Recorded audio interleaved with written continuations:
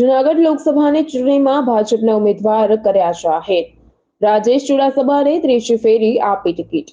ડીજેના તાલે આગેવાનો અને કાર્યકરો ઝૂમી ઉઠ્યા હતા। માળિયાહાટીનામાં દિવાળી જેવો માહોલ જોવા મળ્યો હતો। રાજેશ ચુડાસમાના સમર્થકોમાં ભારે ઉત્સાહ જોવા મળ્યો। ફટાકડા ફોડી રાજેશ ચુડાસમાની ઉમેદવારીને આવકારી હતી। સાંસદ રાજેશ ચુડાસમાનો ગઢ ગણાતા માળિયાહાટીનામાં રાજેશ ચુડાસમાની ઉપસ્થિતિમાં આગેવાનો અને કાર્યકર્તાઓએ ફટાકડા ફોડી વધામણા કર્યા। સાંસદ રાજેશ ચુડાસમાએ 5 લાખથી વધુ મતની લીડથી જીતાડવા સંકલ્પ કર્યો હતો। શું કહેશો, આજે ટિકિટ ફાઇનલ થઈ છે? આજે હોળીના દિવસે ભારતીય જનતા પાર્ટીની ગુજરાતની બાકીની તમામ સીટોની જાહેરાત થઈ છે।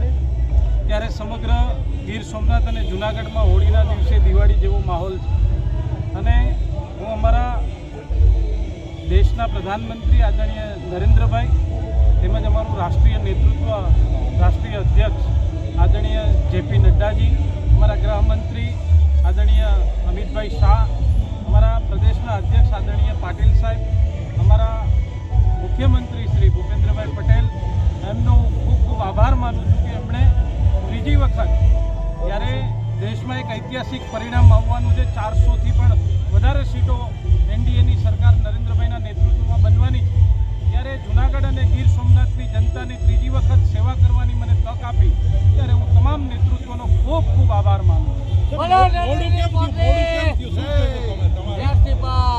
જાહેરાત બહુ મોડી થઈ છે, શું કહેશો?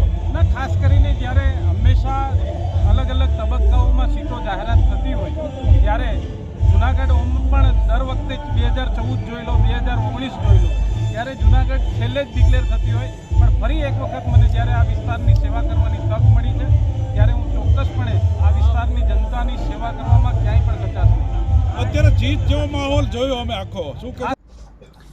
આજે ફરી એક વખત જૂનાગઢ અને ગીર સોમનાથની જનતાની સેવા કરવાની મને ત્રીજી વખત તક આપી છે, ત્યારે હું પ્રધાનમંત્રી નરેન્દ્રભાઈ મોદી, અમારા રાષ્ટ્રીય અધ્યક્ષ આદરણીય જેપી નડ્ડાજી અને અમારા ગૃહમંત્રી અમિતભાઈ શાહ અને સાથે સાથે અમારા પ્રદેશ અધ્યક્ષ આદરણીય પાટીલ સાહેબ અને ભૂપેન્દ્રભાઈ પટેલ અમારા મુખ્યમંત્રીશ્રીનો અને અમારા પાર્ટીના સૌ આગેવાનોનો હું ખૂબ ખૂબ આભાર માનું છું કે એમણે ફરી એક વખત જૂનાગઢ લોકસભા ઉપર મને ત્રીજી વખત ટિકિટ આપી અને આ વિસ્તારની સેવા કરવાની તક આપી છે, ત્યારે એમનો ખૂબ ખૂબ આભાર માનું છું।